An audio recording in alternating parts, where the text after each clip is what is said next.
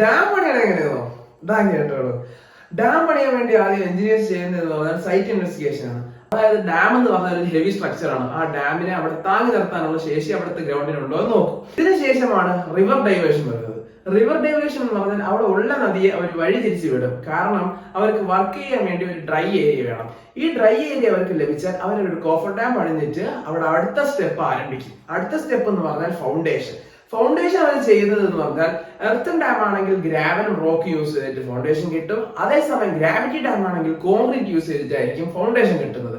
ഇങ്ങനെ ഫൗണ്ടേഷൻ കിട്ടിയതിനു ശേഷം നമ്മുടെ ഡാമിന്റെ ആവശ്യമനുസരിച്ചുള്ള സ്പിൽവേ റെഡിയാക്കും. ഹൈഡ്രോ ഡാം ആണെങ്കിൽ അവിടെ അവർ പെൻസ്റ്റോക്ക് പൈപ്പ് യൂസ് ചെയ്ത് ടർബൈന് വാട്ടർ ഫീഡ് ചെയ്ത് കൊടുക്കും. ഇതിനുശേഷം വരുന്ന ഫേസ് ആണ് മെയിൻ്റനൻസ് ഫേസ്.